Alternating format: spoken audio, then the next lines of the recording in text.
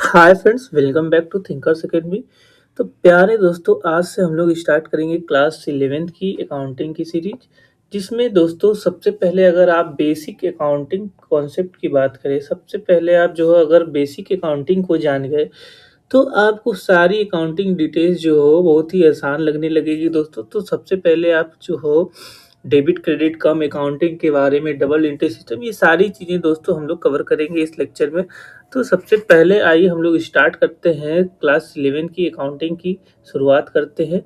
जिसमें हम लोग सबसे पहले देखते हैं कि अकाउंटिंग की मीनिंग क्या होती है, डेफिनेशन क्या दी हुई है। तो अगर हम लोग देखेंगे अकाउंटिंग की डेफिनेशन की बात करेंगे दोस्तों, तो अकाउंटिंग की शुरुआत होती है। अकाउंटिंग एक ऐसा प्रोसेस है जिसमें हम लोग रिकॉर्डिंग करते हैं, क्लासिफाइंग करते हैं, चीज़ों को समराइजिंग करते हैं, ठीक है। फिर अब ये सारी ट्रांजेक्शन जो होती हैं वो फाइनेंशियल ट्रांजेक्शन होनी चाहिए दोस्तों।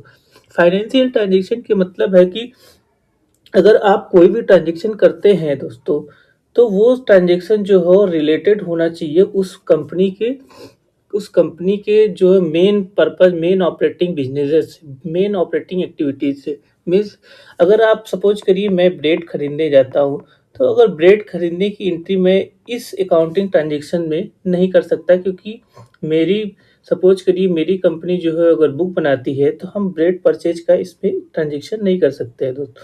क्योंकि अगर हम डेली नीड की ट्रांजेक्शन करने लगेंगे दोस्तों, तो ये फाइनेंशियल ट्रांजेक्शन नहीं कहलाएंगे। और इसमें आप देखिएगा, एक चीज़ का ध्यान दीजिएगा, इसमें जो भी ट्रांजेक्शन होनी चाहिए वो मनी से रिलेटेड होनी चाहिए। सपोज करिए कि बिजनेस में कोई जो हो, अब एम्प्लॉय में आपस में झगड़ा हो गया, तो एम्प्लॉय में आपस में झगड़ा हो गया तो दोस्तों इस चीज़ को रिकॉर्ड जो हो अकाउंटिंग में नहीं किया जाता है दोस्तों। तो इसमें क्या रिकॉर्ड करते हैं हम लोग, फाइनेंशियल ट्रांजेक्शन को रिकॉर्ड करते हैं और मनी से रिलेटेड टर्म को ही रिकॉर्ड किया जाता है। उसके बाद इसका एक रिजल्ट निकलता है, एक हम लोग को जो हो अकाउंटिंग रिपोर्ट इसकी इससे तैयार करते हैं। इस सारे जो हो इंफॉर्मेशन से हम लोग एक अकाउंटिंग रिपोर्ट तैयार की जाती है दोस्तों। इस अकाउंटिंग रिपोर्ट को जो हो हम कम्युनिकेट करते हैं लोगों में, ठीक है, इस इंफॉर्मेशन को।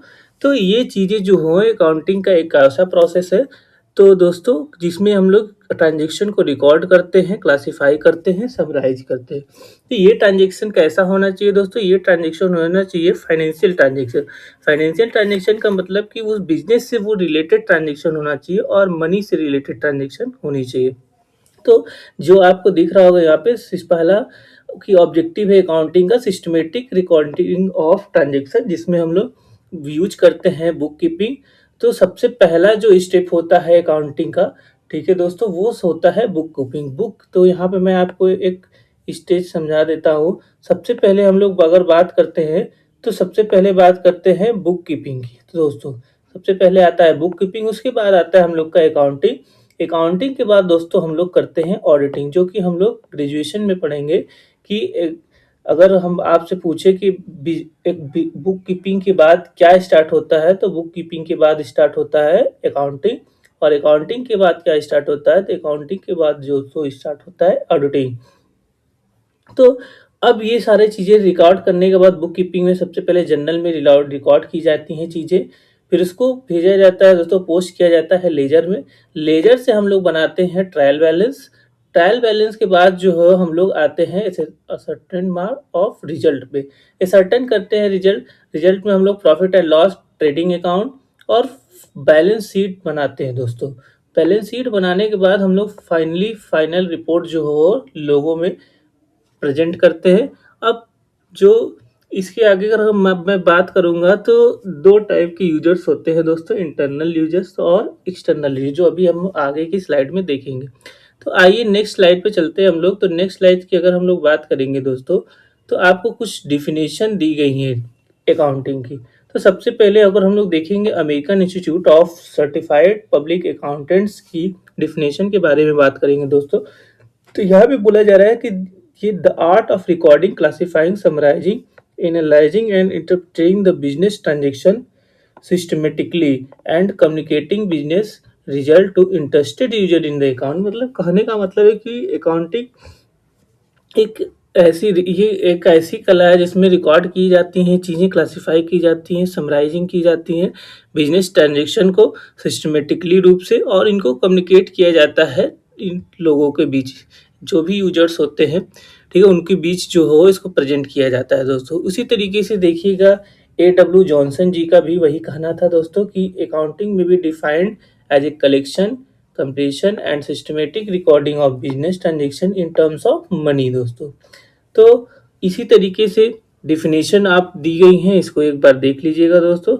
उसके बाद अब हम लोग बात करते हैं इवोल्यूशन ऑफ अकाउंटिंग की। अकाउंटिंग की शुरुआत कहाँ से की जाती है? तो मैं दोस्तों अगर बात करूँ अकाउंटिंग की शुरुआत कहाँ से की जाती है, तो आपको पता होगा कि ये अकाउंटिंग की शुरुआत आज से नहीं की गई है दोस्तों, ये भगवान के कोर्ट से जो भगवान के दरबार से ही की जा रही है। तो आपको पता होगा इंडियन मैथोलॉजी में चित्रगुप्त जो हो इस सारे हिसाब किताब को रखते हैं, ठीक है? हम लोग के सारे कर्मों का जो हो हिसाब चित्रगुप्त जी जो रखते हैं। उसी तरीके से बात करेंगे अगर दोस्तों हम लोग, आप लोगों ने सुना होगा अर्थशास्त्र में कौटिल्य के बारे में, ठीक है? ये जो है वो मिनिस्टर थे चंद्रगुप्त मौर्य के किंगडम में, वो भी 23 ईयर सेंचुरी एगो अबाउट। वहाँ पे ये जो है अकाउंटिंग प्रैक्टिसेस की अगर शुरुआत की जाए दोस्तों इंडिया में, तो बहुत पुराने से चली आ रही है दोस्तों। अब अगर हम लोग बात करेंगे, ये आपको इटालियन लुका पैसियोली के बारे में दोस्तों, तो ये आपको दिख रहे होंगे लुका पैसियोली, जिन्होंने दोस्तों शुरुआत की थी अपने एक बुक में अर्थमेटिका जियोमेट्रिका प्रोपोर्शन एंड प्रोपोर्शनैलिटी। इस बुक के से जो हो इन्होंने सबसे पहले जो शुरुआत की थी double entry of book keeping की। तो इन्होंने ही सबसे पहले जो हो डेबिट और क्रेडिट टर्म का जो हो यूज किया था दोस्तों। और इन्होंने ये भी डिस्कस किया था कि जनरल के बारे में, लेजर के बारे में, अदर स्पेशलाइज्ड अकाउंटिंग प्रोसीजर।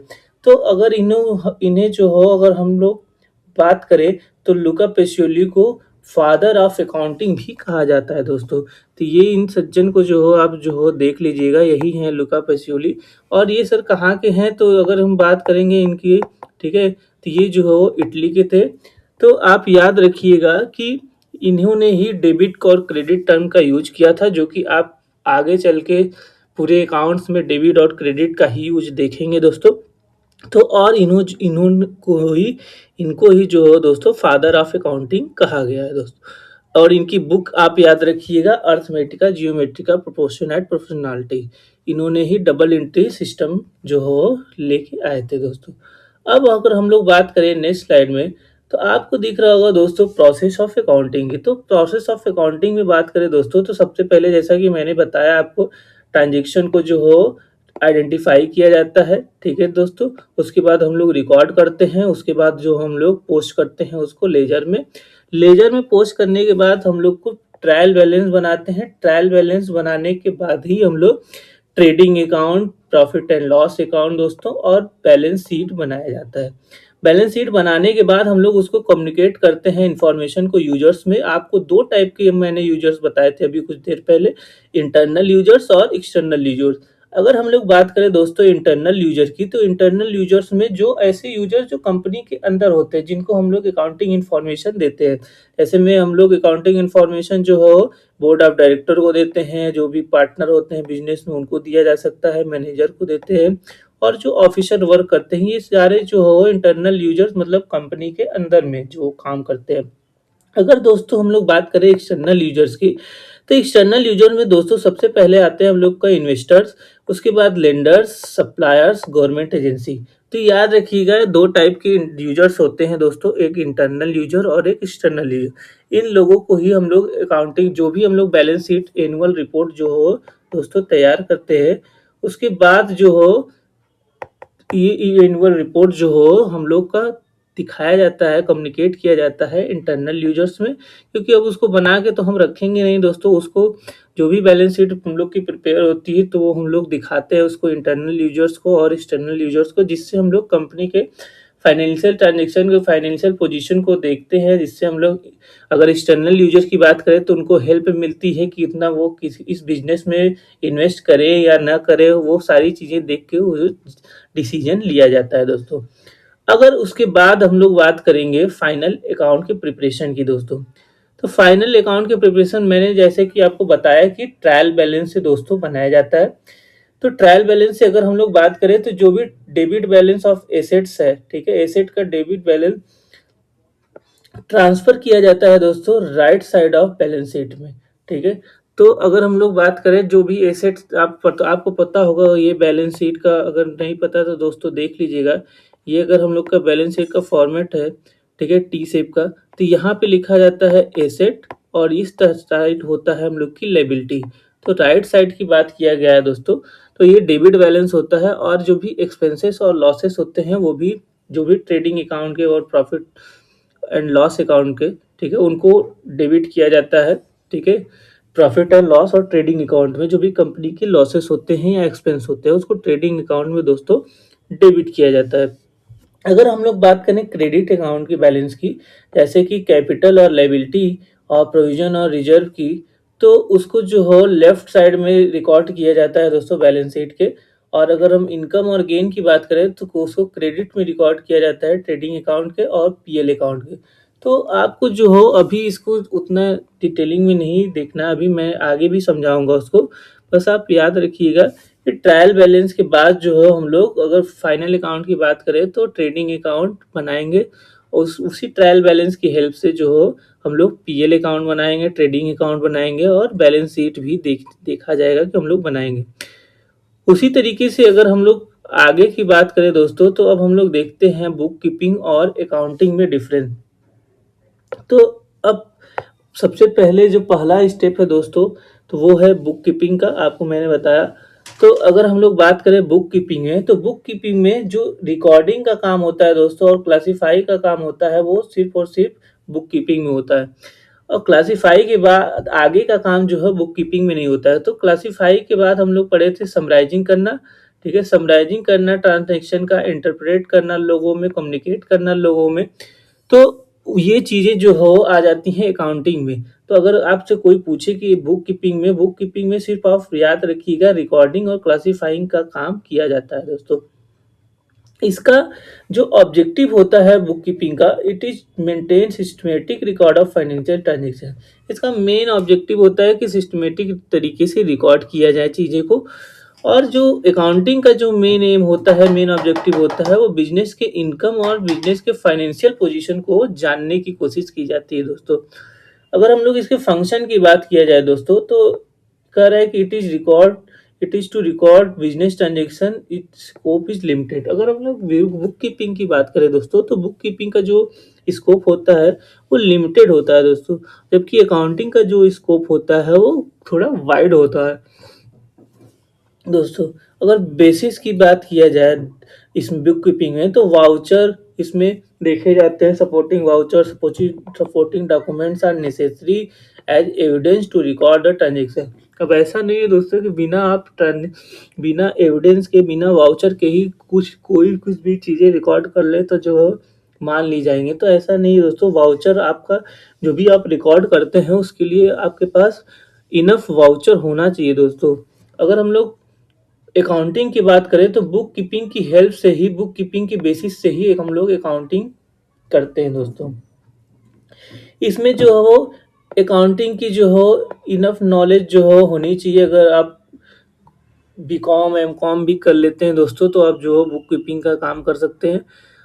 अगर हम लोग अकाउंटिंग की बात करें दोस्तों, तो अकाउंटिंग में एडवांस इन डेप्थ नॉलेज होनी चाहिए, जैसे कि आप लोग को पता होगा सीए होना चाहिए, सीएस होना चाहिए, ठीक है, ये सारी चीज़ें जो हो होनी चाहिए। अगर डेटा एंट्री में सिर्फ बात करें तो आप बुक कीपिंग में, ठीक है दोस्तों, तो आप बीकॉम एमकॉम लेवल पे भी काम कर सकते हैं दोस्तों। तो ये जो देखिए आपको मैंने बताया बुक कीपिंग जो फर्स्ट स्टेप ऑफ अकाउंटिंग होता है। और जो जहाँ से बुक कीपिंग एंड होती है दोस्तों, वहीं से जो है अकाउंटिंग की शुरुआत होती है। तो यहाँ पे देखिए लिखा है accounting begins where book keeping ends. तो ये हो गया major differences between book keeping and accounting. अब हम लोग बात करते हैं ब्रांच ऑफ अकाउंटिंग की। तो दोस्तों ब्रांच ऑफ अकाउंटिंग की बात अगर हम लोग करेंगे तो कितने ब्रांचेज हैं अकाउंटिंग के, तो सबसे पहला आपको दिख रहा होगा फाइनेंशियल अकाउंटिंग, जो कि हम लोग क्लास 11th में जो हो स्टडी करेंगे दोस्तों। तो इसमें क्या लिखा है, recording the transaction of financial character, summarising, interpreting them and communicate. तो ये जो बुक है आपकी जो हो, इसको फाइनेंशियल अकाउंटिंग बोला जाता है दोस्तों। इसमें जो फाइनेंशियल कैरेक्टर जो भी कंपनी के हैं, तो इसमें हम लोग कंपनी का फाइनेंशियल पोजीशन जानने की कोशिश करते हैं जो दोस्तों, जिसमें हम लोग ट्रेडिंग अकाउंट, पीएल अकाउंट और बैलेंस शीट बनाना सीखते हैं दोस्तों। उसके बाद हम लोग बात करते हैं अगर कॉस्ट अकाउंटिंग की। तो अगर हम लोग फाइनेंशियल अकाउंटिंग में बात करें दोस्तों, तो किसी भी चीज़ की इनफ उस पर्टिकुलर प्रोसेस का कॉस्ट नहीं डिफाइन होता है दोस्तों, कि किस पर्टिकुलर प्रोसेस में जो हो कितना कॉस्ट आया है दोस्तों। तो इसके लिए अब हमको पढ़ना पड़ता है दोस्तों कॉस्ट अकाउंटिंग का। देखिए इसमें लिखा है, it analyse the expenditure so as to ascertain the cost of various product manufactured by the firm and fixed prices। तो इसमें दोस्तों जो कॉस्ट अकाउंटिंग होता है उसमें हर प्रोडक्ट की देखिए कॉस्ट के बारे में वेरियस डिटेल्स होती हैं, जो भी मैन्युफैक्चर किया जाता है फर्म के द्वारा या किसी भी कंपनी के द्वारा, और उनकी जो फिक्स प्राइजेज होती हैं उसके बारे में भी डिटेलिंग की जाती है। ये जो आपको थर्ड दिख रहा है मैनेजमेंट अकाउंट, इसको कंपनी जो हो, it is concern with generating information relating to fund, cost and profit. तो ये कंपनी जो हो अपने डिसीजन लेने के लिए जो हो मैनेजमेंट अकाउंटिंग भी जो हो बनाती है दोस्तों। उसके में क्या देखती है, उसमें कंपनी का फंड, कंपनी की कॉस्ट, कंपनी की प्रॉफिट, ये सारी चीज़ें जो हो देख के एक डिसीजन पे लिया जाता है कि क्या चीज़ हमको नेक्स्ट लेवल पे आगे क्या करना है, क्या नहीं करना है दोस्तों। नेक्स्ट आपका है टैक्स अकाउंटिंग। टैक्स अकाउंटिंग में दोस्तों ये इस तरीके का ब्रांच है अकाउंटिंग का, जिसमें हम लोग has grown in response to the difficult tax law. इसमें हम लोग लॉ की टैक्स की बात करते हैं दोस्तों, इनकम टैक्स, जीएसटी की बात करते हैं दोस्तों। तो ये इस अकाउंटिंग में।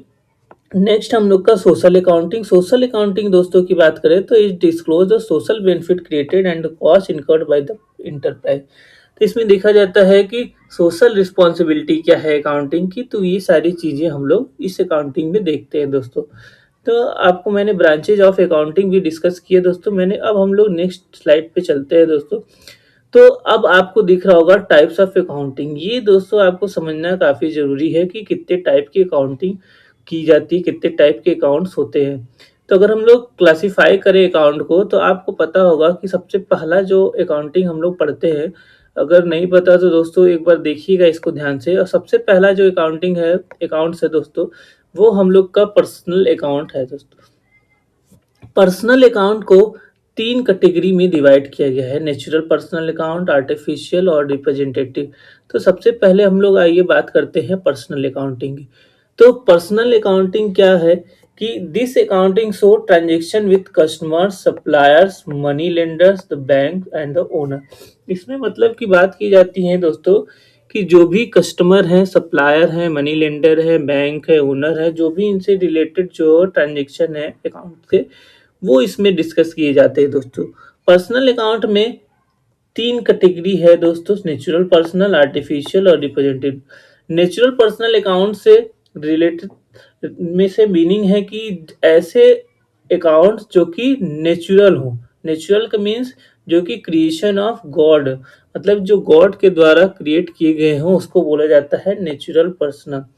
फॉर एग्जाम्पल दोस्तों, प्रोपराइटर का अकाउंट, जैसे कि अगर हम लोग बात करें Naresh account, Ramesh account, Ram account, कोई भी कस्टमर का अकाउंट, सप्लायर का अकाउंट, जो कि गॉड क्रिएटेड, जो कि ये जो भी कस्टमर है, जो भी मेन है, वो हम लोग गॉड के द्वारा ही बनाए गए हैं दोस्तों। तो इसलिए इसको नेचुरल पर्सनल अकाउंट कहा जाता है। अगर हम लोग बात करेंगे आर्टिफिशियल पर्सनल अकाउंट की, आर्टिफिशियल पर्सनल अकाउंट में दोस्तों आपको पता होगा कि जो भी हम लोग के द्वारा, जो भी मैन मेड के द्वारा चीज़ें बनाई जाती हैं, these accounts included caught accounts of corporate bodies और इंस्टीट्यूशन। देखिए दोस्तों, यहाँ पे जो हम लोग की कंपनी है, इंश्योरेंस कंपनी है, कोई भी लिमिटेड कंपनी है, बैंक अकाउंट है, ये सारी चीज़ें एक मैन मेड है, ठीक है। मैन मेड अगर कोई चीज़ है तो उसको बोला जाता है आर्टिफिशियल पर्सनल अकाउंट। नेक्स्ट है दोस्तों हम लोग का representative personal account. Representative personal account से रिलेटेड ऐसे अकाउंट से है दोस्तों, जिसमें आपको कुछ एम्प्लॉइयों, कुछ सर्टेन एम्प्लॉइयों की बात की जाएंगी दोस्तों। फॉर एग्जांपल, सैलरी आउटस्टैंडिंग 15 एम्प्लॉइयों की सैलरी जो है अभी तक नहीं दी गई है, जो कि आउटस्टैंडिंग है। तो एक स्पेसिफिक जो हो बात किया जाता है, एक स्पेसिफिक एम्प्लॉय की बात किया जाता है, एक स्पेसिफिक पर्सन की बात किया जाता है दोस्तों। तब उसको वो एक स्पेसिफिक पर्सन को इसमें रिप्रेजेंट किया जाता है। जैसे 15 एम्प्लॉय ऐसे हैं जिनकी सैलरी जो हो नहीं दी गई है दोस्तों। तो 15 एम्प्लॉय इस तरीके के हैं जिनकी सैलरी नहीं दी गई है। तो अगर हम लोग बात करें तो ये जो 15 एम्प्लॉय हैं वो एक चीज को रिप्रेजेंट कर रहे हैं दोस्तों। जो इसलिए जो हो इनको क्या बोला जाता है, रिप्रेजेंटेटिव पर्सनल अकाउंट बोला जाता है। अब दोस्तों अगर हम लोग बात करेंगे पर्सनल अकाउंट के बाद रियल अकाउंट की, तो नाम से दोस्तों आपको समझ में आ रहा होगा रियल अकाउंट, जो कि ऐसी चीज़ें जो रियल चीज़ों को, रियल एस्पेक्ट को प्रेजेंट करती हैं दोस्तों। जिसमें हम लोग देखते हैं टेंजिबल रियल अकाउंट और इनटेंजिबल रियल अकाउंट। जैसे अगर मैं बात करूंगा लैंड की, बिल्डिंग की, फर्नीचर की, कैश की, ये सारे दोस्तों आपको पता होगा कि रियल चीज़ें हैं, रियल एस्पेक्ट है। अगर हम लोग बात करें टेंजिबल की इसमें, तो टेंजिबल की अगर बात करें तो जिसको हम लोग सीन कर सके, टच कर सके, फील्ड कर सके फिजिकली, तो ये सब चीज़ों को बोला जाता है दोस्तों टेंजिबल रियल अकाउंट। जिसको हम लोग देख सके, जिसको हम लोग टच कर सके, जैसे बिल्डिंग है, बिल्डिंग को आप देख सकते हैं, बिल्डिंग को आप देख सकते हैं, फर्नीचर को आप देख सकते हैं, टच कर सकते हैं, फील्ड कर सकते हैं फिजिकली। तो अगर हम लोग बात करें इनटेंजिबल रियल अकाउंट की दोस्तों, इनटेंजिबल रियल अकाउंट में दोस्तों ऐसा अकाउंट जो कि हम लोग टच न कर सके, ठीक है, but can be measured in terms of money, लेकिन जिसको हम लोग मनी में भी दोस्तों मेजर किया जा सकता है, तो इसको बोला जाता है intangible real account. Intangible real account का दोस्तों अगर हम लोग एग्जांपल देखें, जिसमें हम लोग गुडविल की बात करते हैं, जिसमें हम लोग ट्रेडमार्क की बात करते हैं, पेटेंट की बात करते हैं, ये सारा चीजें दोस्तों, जैसे कि अगर हम लोग गुडविल की बात करें तो गुडविल जो भी मार्केट में प्रीवियस ईयर में जो भी इंसान जो काम करके अपने रेपुटेशन को बनाता है, ठीक है, उसको दोस्तों बोला जाता है गुडविल। सपोज करिए जो हल्दीराम है या पार्ले जी है, तो वो आज कई ईयर्स में जो हो अपने मेहनत से जो हो अपने गुडविल को मार्केट में क्रिएट करते हैं, जिससे हम लोग उनके प्रोडक्ट पे जो हो भरोसा करते हैं कि इनका प्रोडक्ट जो हो अच्छा ही होगा मार्केट में। जब भी नया आता है क्यों करते हैं, क्योंकि हमको पता है कि इनकी मार्केट में गुडविल क्या है, अच्छी है। अब अगर हम लोग बात करेंगे, यहाँ पे देखिए नोट में लिखा है बैंक अकाउंट जो है वो पर्सनल अकाउंट होता है दोस्तों। अगर जैसे कि मैंने कैश अकाउंट अगर आपसे पूछा तो कैश अकाउंट तो रियल अकाउंट होता है, लेकिन अगर बैंक अकाउंट की बात करेंगे दोस्तों तो वो जो है पर्सनल अकाउंट में आ जाता है। क्यों? क्योंकि ये जो रियल अकाउंट, जो बैंक अकाउंट होता है वो किसी भी एक स्पेसिफिक कंपनी को, सम कंपनी को रिप्रेजेंट करता है, जो कि आर्टिफिशियल पर्सन है। तो मैंने आपको बताया कि आर्टिफिशियल पर्सन है, तो आर्टिफिशियल पर्सनल अकाउंट हो जाएगा दोस्तों, जो कि पर्सनल अकाउंट के में आता है। अब दोस्तों अगर हम लोग बात करें थर्ड अकाउंट की, थर्ड अकाउंट है हम लोग का नॉमिनल अकाउंट। नॉमिनल अकाउंट में दोस्तों इसमें जो हो कंपनी के एक्सपेंस और कंपनी के इनकम को जो हो एक्सप्लेन किया जाता है दोस्तों। तो अगर हम लोग बात करें कि सैलरी की, जो कि कंपनी के लिए क्या है, पेड करता है अगर एम्प्लॉय को, तो वो कंपनी के लिए एक्सपेंस है। रेंट पेड करता है लैंडलॉर्ड को, तो वो भी कंपनी के लिए एक्सपेंस है। अगर वेजेज की बात करें तो वो भी कंपनी के लिए एक्सपेंस है। ये सारी चीजें दोस्तों जो कि कंपनी में एक्सपेंस हो, कंपनी में इनकम हो, ये सारी चीजों जो हो किससे रिलेटेड होती हैं दोस्तों, नॉमिनल अकाउंट से रिलेटेड होती हैं। अब अगर हम लोग बात करें, एक बार फिर से आपको रिवीजन करवा देता हूँ कि अगर हम लोग पर्सनल अकाउंटिंग की बात करें तो नेचुरल पर्सनल अकाउंटिंग में जो कि गॉड से क्रिएटेड हो, गॉड से क्रिएटेड मतलब कि हम आम इंसान जो कि राम श्याम, ठीक है, मोहन, ये सारे चीज़ों के अकाउंट, प्रोप्राइटर के अकाउंट, ये किस में आ जाते हैं दोस्तों, नेचुरल पर्सनल अकाउंट में आ जाए। आर्टिफिशियल का मतलब जो मैन मेड के द्वारा कोई भी company, bank account, insurance company, ये सारी जो भी कंपनियां होती हैं जो मैन मेड के द्वारा होती हैं वो आर्टिफिशियल पर्सनल अकाउंट में होती हैं दोस्तों। अगर हम लोग रिप्रेजेंटेटिव की बात करेंगे दोस्तों, तो रिप्रेजेंटेटिव में 50 एम्प्लॉय, 10 एम्प्लॉय, 5 एम्प्लॉय, अगर मान लें किसी एक स्पेसिफिक पर्सन की बात किया जाएगा, एक स्पेसिफिक ग्रुप ऑफ पर्सन की बात की जाएगी जिसमें वो रिप्रेजेंट करते हैं खुद को, तो 15 एम्प्लॉय की सैलरी अगर बाकी है दोस्तों तो वो हो जाता है वो स्पेसिफिक चीज़ों को रिप्रेजेंट करते हैं, उनको बोला जाता है रिप्रेजेंटेटिव पर्सनल अकाउंट। फिर हम लोग का था रियल अकाउंट, जिसमें हम लोगों ने देखा टेंजिबल और इनटेंजिबल, फिर नॉमिनल अकाउंट को हमने देखा। अब हम लोग बात करेंगे रूल्स ऑफ अकाउंटिंग की दोस्तों। तो रूल्स ऑफ अकाउंटिंग में 3 accounting rule, 3 golden rule traditional concept में आपको पढ़ाया जाता है दोस्तों। देखिए, जिसको हम लोग गोल्डन कॉन्सेप्ट बोलते हैं, गोल्डन रूल ऑफ अकाउंटिंग बोलते हैं दोस्तों। पर्सनल अकाउंट का दोस्तों रूल जो है लिखा हुआ है आपके सामने, debit the receiver and credit the giver. ठीक है दोस्तों, जो चीज़ आप रिसीव करते हैं उसको आप डेबिट करते हैं, और जो चीज़ आप गिव करते हैं, देते हैं, उसको आप क्रेडिट करते हैं दोस्तों। अगर हम लोग बात करें रियल अकाउंटिंग की दोस्तों, तो रियल अकाउंटिंग में आपको देखिए लिखा है debit what comes in and credit what goes out. मतलब कि जो चीज़ें आपके पास बिजनेस में आती हैं उसको आप डेबिट करते हैं, और जो चीज़ें बिजनेस से जाती हैं दोस्तों उसको आप क्रेडिट करते हैं।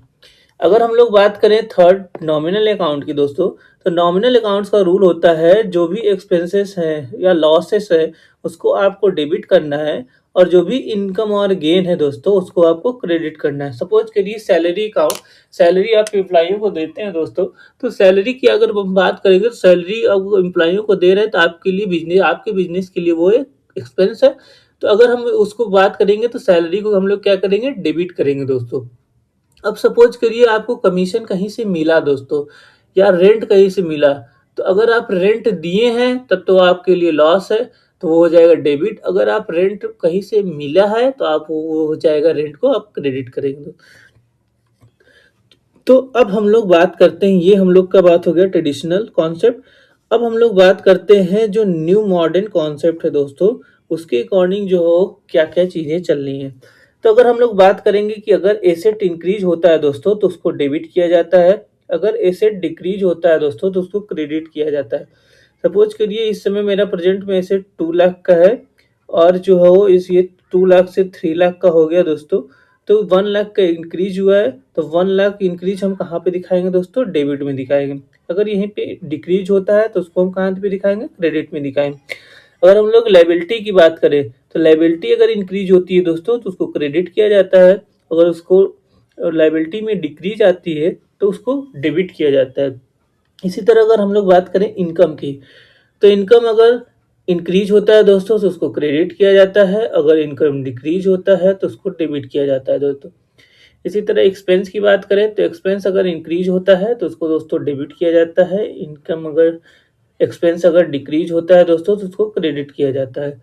लास्ट है दोस्तों आपका कैपिटल, कैपिटल अगर इंक्रीज होता है तो डेबिट क्रेडिट किया जाता है, अगर कैपिटल डिक्रीज होता है दोस्तों तो डेबिट किया जाता है। तो कॉन्सेप्ट ट्रेडिशनल वाला कौन करी करेंगे आप तब भी आंसर वही आएगा, तब भी चीज़ें वही रहेंगी। अगर आप जो हो मॉडर्न कॉन्सेप्ट लेते हैं, मॉडर्न कॉन्सेप्ट में दोस्तों फ़ायदा ये है कि आपको कन्फ्यूजन कम होती है, कि अगर आप इसको एक बार देख लेते हैं अच्छे से कि एसेट अगर इंक्रीज हो रहा है तो डेबिट है, अगर एसेट डिक्रीज हो रहा है तो क्रेडिट है, तो आपको इसमें कन्फ्यूजन कम देखने को मिलती है दोस्तों। तो इसलिए मॉडर्न कॉन्सेप्ट को बनाया गया दोस्तों।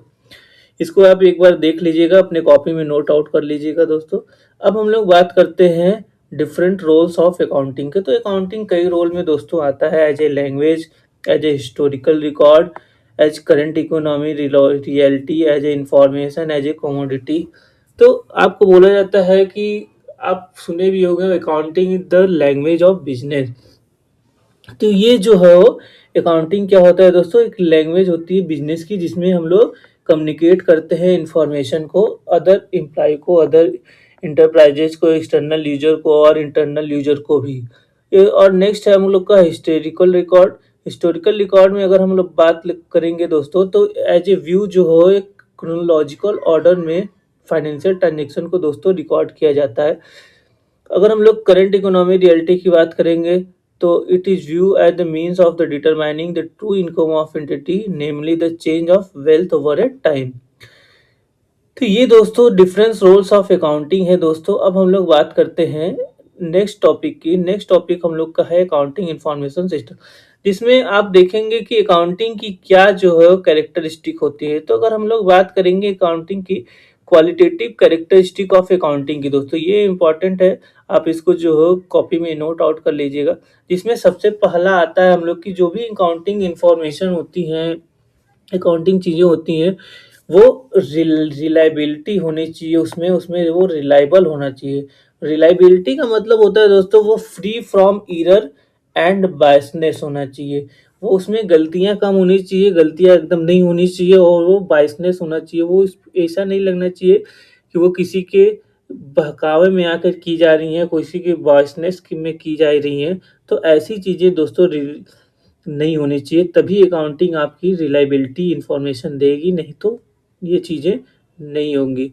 अगर हम लोग बात करेंगे रेलेवेंस की, तो रेलेवेंस में दोस्तों बोला जा रहा है कि it is useful to users. ये यूजफुल होना चाहिए।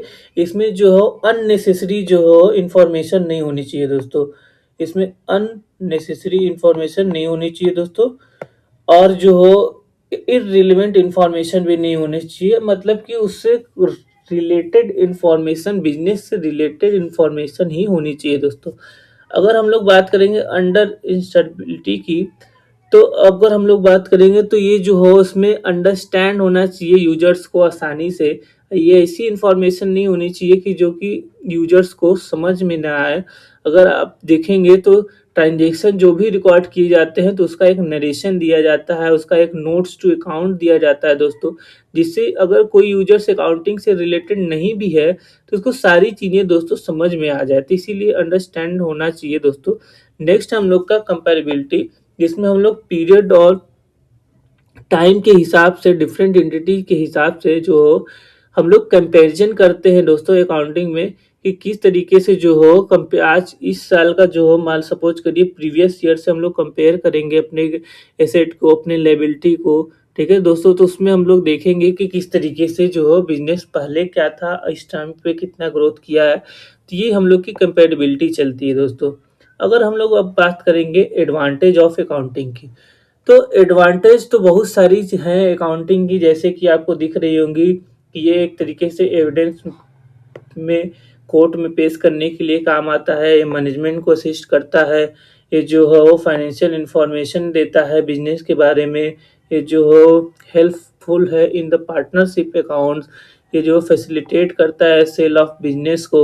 ठीक है, फैसिलिटेट करता है लोन्स लेने में, फैसिलिटेट करता है कंपैरेटिव स्टडी को।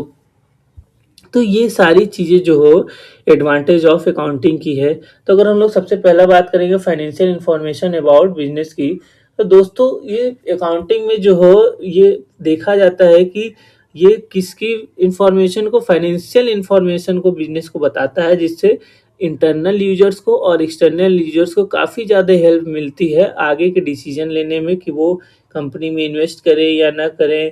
ठीक है, किस तरीके से कंपनी को बेटर आगे चलाया जा सकता है। तो ये सारी चीज़ें जो हों दिखी देखी जाती हैं दोस्तों। ये मैनेजमेंट में हेल्प करता है दोस्तों, जैसे कि हम लोग बताए थे कि मैनेजमेंट अकाउंटिंग इससे जो क्रिएट की जाती है, ये कंपैरेटिव स्टडी को फैसिलिटेट करता है। अब हम लोग आगे अगर बात करेंगे दोस्तों लिमिटेशन ऑफ अकाउंटिंग, तो आपने कई सारी अच्छी-अच्छी चीज़ें सुन ली, एडवांटेज सुन लिए अकाउंटिंग के, लेकिन अब कुछ लिमिटेशन भी है दोस्तों अकाउंटिंग की। तो आइए दोस्तों अब हम लोग बात करते हैं लिमिटेशन ऑफ अकाउंटिंग की, जिसमें हम लोग कुछ अब अकाउंटिंग की बुराइयाँ देखते हैं कि अकाउंटिंग की क्या-क्या बुराइयाँ जो हो देखी जाती हैं। तो पहला पॉइंट आपको दिख रहा हो, financial statement only consider those assets which can be expressed in monetary terms.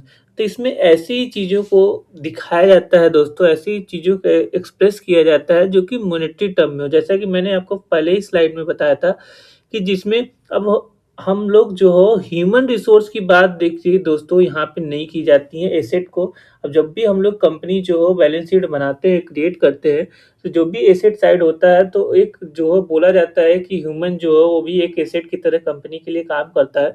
लेकिन उसको दोस्तों वो कि चूँकि मनी में हम लोग उसको मेज़रमेंट नहीं कर सकते दोस्तों, एक ह्यूमन की वैल्यू को, तो इसलिए जो उसको नहीं दिखाया जाता है दोस्तों बैलेंस, तो ये इसकी सबसे बड़ी खामी देखी जाती है दोस्तों। अगर हम लोग बात करें बैलेंस बैलेंस शीट की, तो वो पोजीशन को शो करता है बिज़नेस के, मतलब फाइनेंशियल पोजीशन को शो करता है, जो कि on the date of its preparation and not the future date, मतलब कि जो डेट है उसी पे वो फोकस करता है, जो आने वाले फ्यूचर है उस पे क्या क्या किए जाएं, क्या क्या किस तरीके से यूजर्स ऑफ अकाउंटिंग की को इंफॉर्मेशन नहीं प्रोवाइड किया जा सकता है दोस्तों, जो प्रेजेंट में है उसको ही प्रोवाइड हम लोग करते हैं दोस्तों। अब नेक्स्ट पॉइंट अगर हम लोग बात करेंगे, accounting ignores changes in some money factors like inflation. तो अकाउंटिंग जो है वो मनी फैक्टर को इग्नोर करता है, जैसे कि आपको इन्फ्लेशन की बात की गई दोस्तों, इन्फ्लेशन को जो है अकाउंटिंग नहीं ध्यान में रखता है। अगर हम लोग नेक्स्ट की बात करेंगे, आप लोग इकोनॉमिक्स में जो हो पढ़े होंगे इन्फ्लेशन क्या होता है, ठीक है। अब नेक्स्ट अगर हम लोग बात करेंगे तो certain accounting estimate depend on the personal judgement of the accountant, जैसे कि provision for the doubtful debt, method of depreciation, कुछ चीज़ें जो होती हैं वो डिपेंड करती हैं और जो पर्सनल जजमेंट होता है अकाउंटेंट का, जैसे कि हमको पता है कि डेटर आने वाले हम लोग डेटर के लिए प्रोविजन बनाते हैं, आने वाले जो चीज़ों को जो भी लॉसेस होने वाले हैं, तो आपको पता होगा दोस्तों कि कंपनी जो है अकाउंटिंग में जो भी लॉस होता है उसके लिए पहले से प्रोविजन, जो भी लॉस होने वाला होता है उसके लिए पहले से प्रोविजन कंपनी बना के रखती है। प्रॉफिट को लोग ध्यान में नहीं रखते, इसी जैसे कि आपको एग्जांपल मैं दूं, जैसे कि हम लोग के घर में ही हम लोग के फादर लोग जो हो हम लोग की कमियों को जो हो ज़्यादा याद रखते हैं दोस्तों, और आपकी जो हो जो भी एडवांटेजेस है, जो भी आप जो अच्छे काम करते हैं दोस्तों उसको कम याद रखा जाता है। इसी तरह अकाउंटिंग भी चलती है दोस्तों, इसमें कंपनी की होने वाले लॉसेस को प्रोविजन पहले से बनाया जाता है और जो भी इनके प्रॉफिट होते हैं उसको ध्यान में नहीं रखा जाता है कि होने वाले प्रॉफिट भी हैं। तो अब अगर हम लोग बात करेंगे दोस्तों नेक्स्ट स्लाइड की, तो नेक्स्ट में आपको दोस्तों दिख रहा होगा कि अब हम लोग थोड़ी सी बात कर लेते हैं कैपिटल और रेवेन्यू के बारे में। तो अगर हम लोग बात करेंगे कैपिटल और रेवेन्यू की दोस्तों, कि कैपिटल क्या होता है सर, रेवेन्यू क्या होता है, तो अगर हम लोग बात करेंगे कि कैपिटल और रेवेन्यू को, तो जो इसका पर्पज होता है दोस्तों, इसका पर्पज होता है प्रॉफिट एंड लॉस अकाउंटिंग की या बैलेंस शीट में किस तरीके से चीज़ें जाती हैं। तो अगर हम लोग रेवेन्यू एक्सपेंडिचर या रेवेन्यू इनकम की बात किया जाए दोस्तों, तो वो हम लोग का प्रॉफिट एंड लॉस अकाउंटिंग में चीज़ें जाती हैं।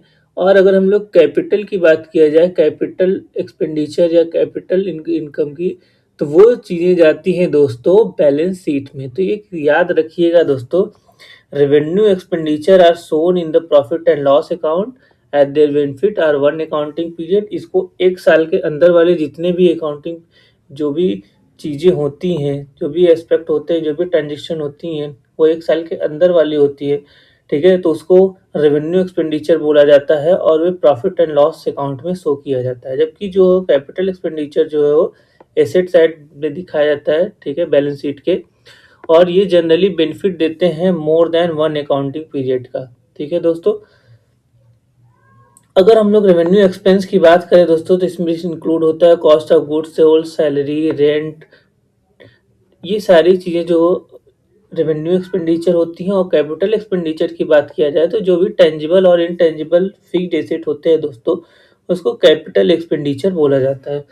अब हम लोग बात करते हैं और अगर कि कैसे इसको सर डिटरमाइन करते हैं हम लोग कि कौन सी चीज़ें कैपिटल एक्सपेंडिचर में आती हैं और कौन सी चीज़ें जो हो रेवेन्यू एक्सपेंडिचर में आती है।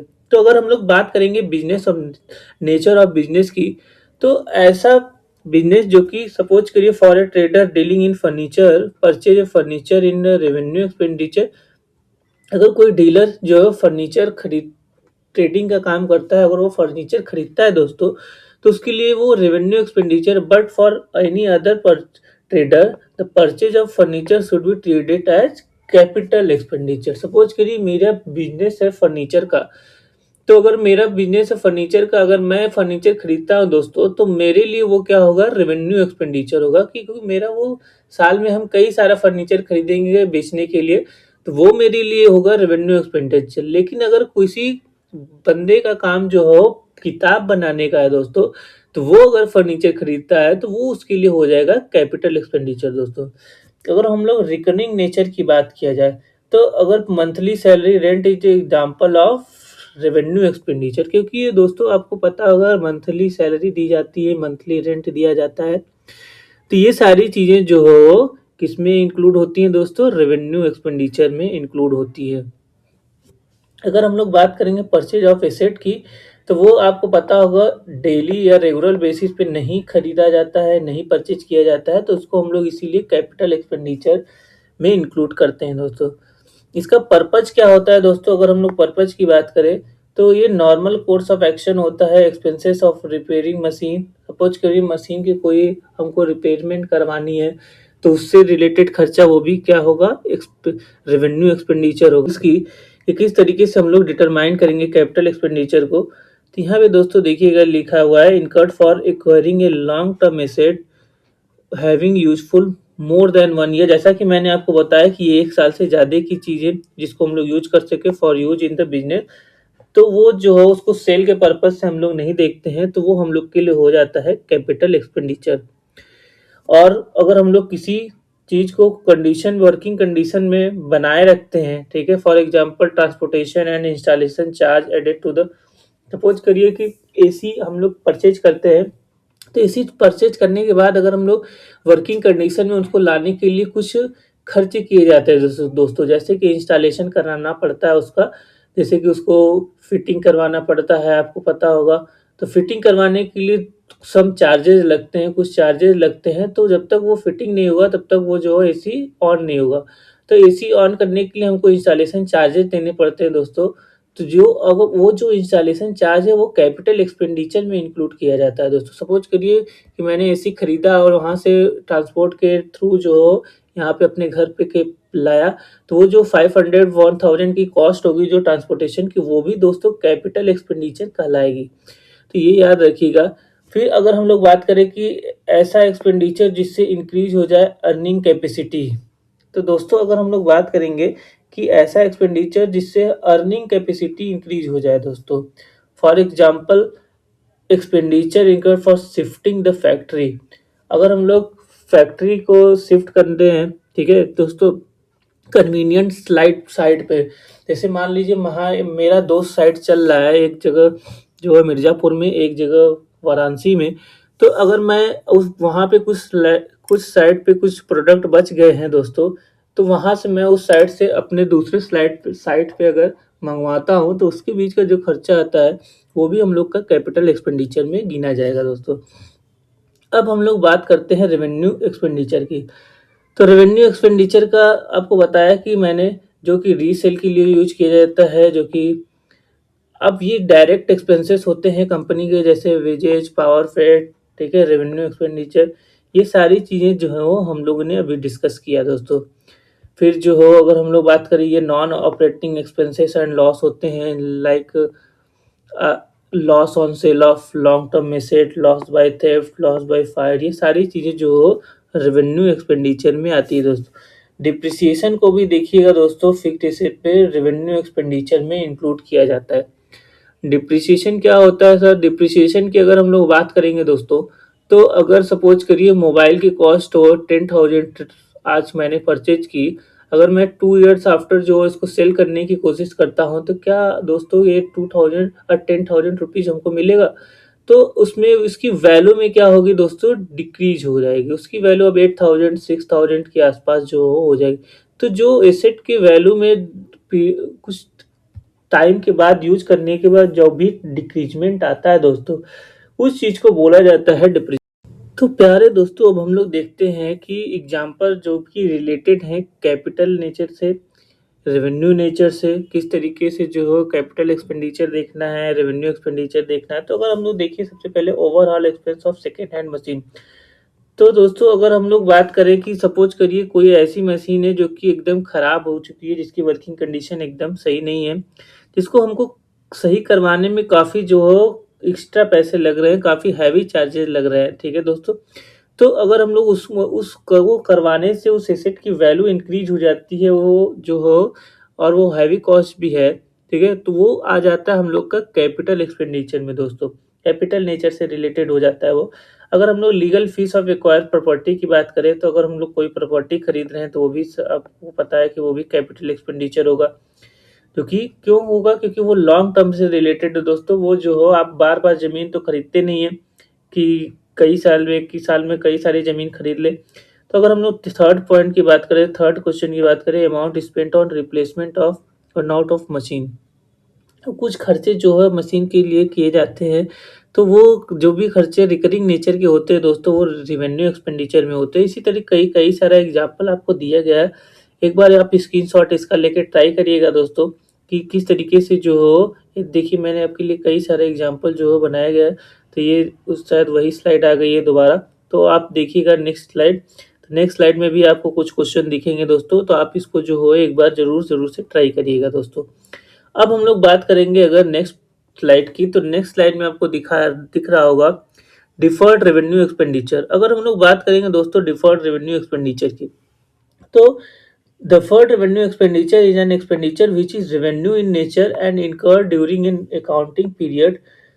तो ऐसा एक्सपेंडिचर जो कि रेवेन्यू नेचर का होता है, अकाउंटिंग पीरियड में इंकर्ड होता है, लेकिन दोस्तों इसकी जो है बेनिफिट जो देखने को मिलती है फ्यूचर अकाउंटिंग पीरियड में। जैसे मैं दोस्तों आपको मैं बात करूंगा huge spent on marketing campaigning या एडवर्टाइजिंग की दोस्तों। अगर हम लोग बात करेंगे दोस्तों एडवर्टाइजिंग की, तो आपको पता होगा दोस्तों कंपनियां जो हैं कई करोड़ रुपीस जो खर्च करती हैं जो आने वाले एडवर्टाइजिंग के लिए, ठीक है। सपोज करिए मैंने एक एडवर्टाइजिंग कराया प्रेजेंट में, तो आप जो हो उस एडवर्टाइजिंग का जो हो बेनिफिट आपको आने वाले सालों में देखने को मिलता है। तो इस समय तो हमको ये रेवेन्यू एक्सपेंडिचर दिखता है दोस्तों, लेकिन जो हो ये कि चूंकि ह्यूज कॉस्ट ऑफ अमाउंट है, तो ये जनरली जो हो अगर ह्यूज कॉस्ट ऑफ अमाउंट आ गया दोस्तों, तो ये जो और वो भी अकाउंटिंग पीरियड में न बेनिफिट देके आने वाले उस सालों में बेनिफिट देगा, क्योंकि अकाउंटिंग पीरियड में कुछ ही आपको बेनिफिट देखने को मिलेगा, लेकिन आने वाले सालों में ज़्यादा इसका बेनिफिट देखने को मिलता है। तो इस चीज़ को बोला जाता है दोस्तों डिफर्ड रेवेन्यू एक्सपेंडिचर। तो आप इसको ध्यान में रखिएगा दोस्तों। अब कई बच्चे कंफ्यूज हो जाते हैं रेवेन्यू एक्सपेंडिचर और डिफर्ड रेवेन्यू एक्सपेंडिचर में। तो डिफर्ड रेवेन्यू एक्सपेंडिचर मतलब हैवी कॉस्ट जब एक्सपेंडिचर हो जाएगा और उसका आने वाले ईयर में जो हो बेनिफिट देखने को मिलेगा, तब वो चीज़ें होती है दोस्तों। अगर हम लोग बात करते हैं रेवेन्यू कैपिटल और रेवेन्यू रिसीप्ट की, अभी हम लोगों ने बात किया एक्सपेंडिचर की कि कैपिटल और रेवेन्यू एक्सपेंडिचर किस तरीके से होता है। अब बात करेंगे हम लोग रिसीप्ट की अगर दोस्तों, तो अगर हम लोग रिसीप्ट की बात करें तो received which are not revenue in nature, वो कैपिटल रिसीप्ट हो जाता है। जैसे कोई सेल करने पे हमको जो अगर रिसीप्ट होता है पैसा, इन्वेस्टमेंट करने पे सिक्योर लोन ओनर, मतलब कि जो कि 1 ईयर के ज़्यादा यूज वाला अगर कोई चीज़ आप सेल करते हैं उससे पैसा आपको मिलता है। एक्सपेंडिचर मतलब जब पैसा देते थे तो वो मेरे लिए एक्सपेंडिचर हो जाता था, कैपिटल एक्सपेंडिचर, रेवेन्यू एक्सपेंडिचर। अब दोस्तों आपको पैसा जो हो रिसीव होगा तो वो मेरे लिए बन जाएगा कैपिटल रिसिप्ट और रेवेन्यू रिसिप्ट दोस्तों। अगर हम लोग रेवेन्यू रिसिप्ट की बात करें दोस्तों, जैसे कि capital receipt are not directly credited from the profit and loss account, for example fixed. ये सारी चीज़ें जो कैपिटल नेचर की हैं, जो कि आपको हैवी मतलब कि ज़्यादा ईयर में हम लोग यूज करते हैं, more than 1 year, more than 2 year, ठीक है। उससे यूज करने जब कि हम लोग बेचने पे जो भी रिसिप्ट होता है तो उसको कैपिटल रिसिप्ट बोला जाता है दोस्तों। अब हम लोग आगे बात करते हैं कुछ क्वेश्चन की, ठीक है, जिसमें आपको जो हो क्वेश्चन है कि which among the following is revenue expenditure. तो दोस्तों आप पढ़ के इसको बताइए कि कौन सा जो है रेवेन्यू। तो सबसे पहला ऑप्शन है amount spend on replacement of part of machine, repairing and white washing expenses for the first time and old building expenses in correction. तो ये सारे तो में आपको जो हो अगर हम लोग बात करें दोस्तों, तो आपको जो फर्स्ट आपको दिख रहा होगा दोस्तों, जो कि अमाउंट स्पेंड है रिप्लेसमेंट पे, ठीक है, पार्ट ऑफ मशीन पे, तो उसको बोला जाता है दोस्तों रेवेन्यू एक्सपेंडिचर। तो मैंने सारा डिस्कशन किया आपको अकाउंटिंग कॉन्सेप्ट से रिलेटेड जो है दोस्तों, पूरा जो है हम लोग ने देखा कि अकाउंटिंग कॉन्सेप्ट किस तरीके से चलता है, अकाउंटिंग की डेफिनेशन देखी, अकाउंटिंग का रूल देखा दोस्तों, बुक कीपिंग और अकाउंटिंग में हम लोग ने डिफरेंसेस किया। तब उम्मीद है कि आपको ये वीडियो बहुत पसंद आया होगा दोस्तों। तो थैंक यू वेरी मच।